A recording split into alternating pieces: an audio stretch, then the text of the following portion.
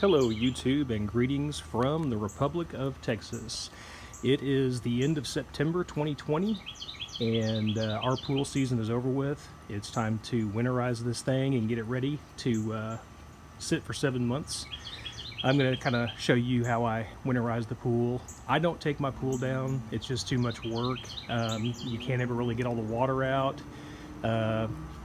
And you gotta dry it, fold it, store it. It weighs well over 100 pounds and I just don't have the energy to do it. So I keep mine up and I cover it, and I'm gonna show you how I do that. I'll take you through my winterization process and hopefully help you out. The first thing I'm gonna do is I'm gonna test the water, make sure that the pH and the chlorine level is pretty good, accurate, so that when I store it, it'll be ready to go.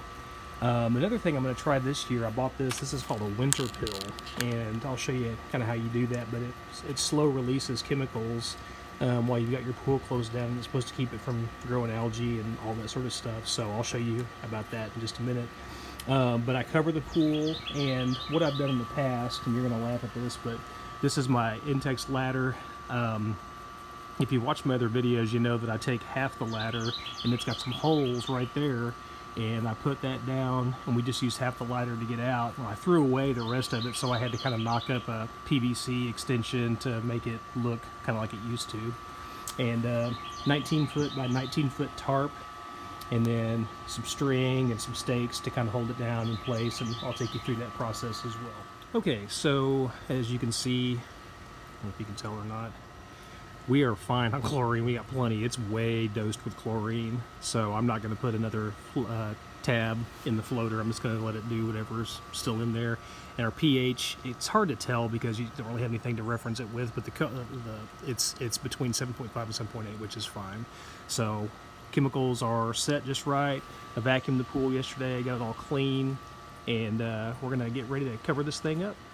Also, another little tip for you: store your pool testing kit indoors. You don't want to leave it outside because it can actually make the chemicals go bad. I learned that the hard way. These test kits like this one, I think this was around 40 bucks, so you don't want to lose that to the weather, so keep those inside.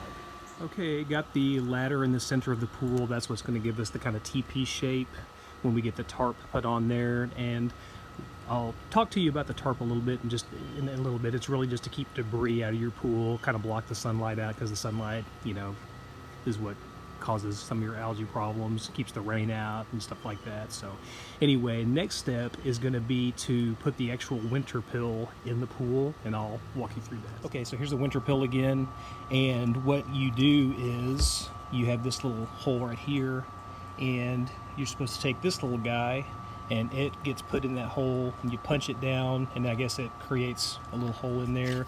And then on the other side, you're supposed to take a push pin that they give you with it, and you poke a hole here and a hole here, and then it slow releases chemicals while your pool is wintered. So supposed to shake it up really good. All right, so that in there, and it says you're supposed to press it against a hard surface, so we use the side of the deck here. All right, there's that. Leave that in there. We're going to turn it over. We're going to poke 2 holes. There's 1. And there's 2. I guess that's it. And then there we go. So there's the winter pill going in. If you're wondering, I think I bought that at our local pool store. I think it was $23 with tax. I'm hoping it works because I'd love to have a nice clean pool when it gets opened up again. Next step is the tarp. All unfolded, laid out. I'm going to walk it straight that way, and I'll show you kind of a tip I learned. I've done this a couple of times. Kind of help you get the tarp over the pool. This is a 19 by 19 foot tarp. I think I got this at Harbor Freight. It's the light duty, and I think it was $21 if you're interested in that. But that should cover. It's an 18 foot pool, but the top ring is not 18 feet. It's more like 16 feet. So you're going to have plenty of overhang. You can trim it, or you can kind of crumple it up and use that as a tie down. But this is just kind of what works for me. Okay, so I take my little leaf getter, whatever that's called, and make a rail on that side, and then I use the other handle of the vacuum piece and make a rail on that side so the tarp can kind of slide over and not get totally soaking wet. It's going to get wet, but that's just a little thing I've learned that kind of works a little bit.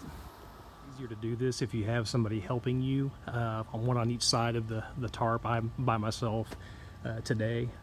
All my friends are busy, so this will take me twice as long, but if you can get somebody to help you keep the middle out of the water, it does go a lot faster. Just a little pro tip there for you. Okay, that was fun. So we've got the tarp pretty much centered, a little bit of overhang here. Sometimes I trim that, sometimes I don't. The next step is the one that's a little bit tedious, but what you want is you want to get this pulled tight all the way around so that any debris just comes right off and doesn't go in the pool. Now, one issue that you will have, unless you do it perfectly, you'll have some water pool up right there.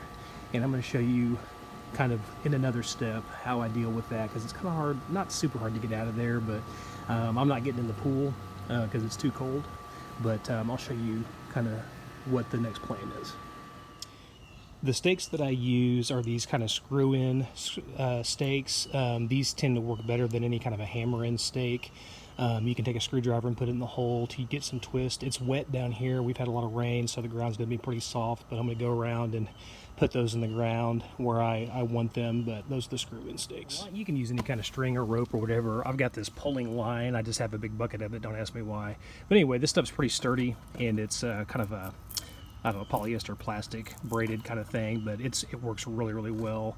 But any kind of string would work. I just wanted something that wasn't gonna rot, so that's why I got this stuff.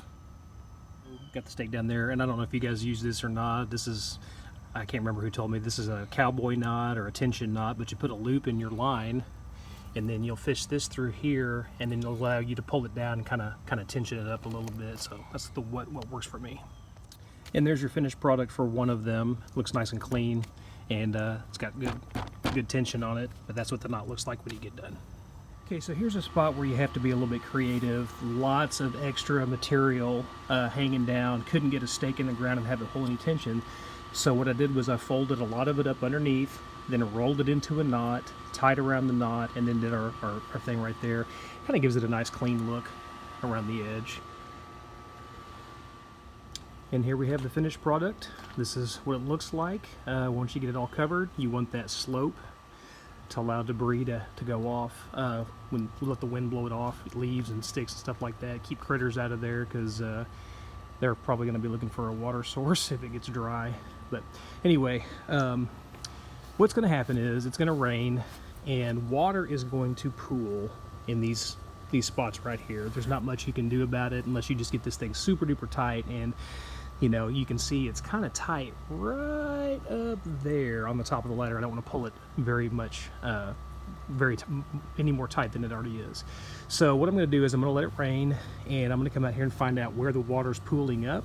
I'm going to take a knife and I'm going to poke an X-shaped hole and just let the water drain down into the pool. It's not going to hurt anything, but it'll keep the sticks and debris out of there for the most part. But that's how I winterize my pool and get it ready for the cold season. Give you a little walk around, just kind of show you. Just a couple final thoughts. The schedule that I use for the winter time, or the fall and the winter, spring, whatever, while the pool's covered up, is I let the pump run for about maybe a total of 2 hours a day, just to kind of move that water around in there and everything else. If it does freeze, you get down to the freezing temperatures, I do let the pump run 24 hours a day to keep that water moving through your soft lines over there and to keep it from freezing. If it gets really bad, I'll disconnect everything and take the pump inside, and I'll just let the pool freeze. That hasn't happened yet. But anyway, guys, thanks for watching, and I hope you've enjoyed and learned something from just how I cover my pool and winterize it for the season.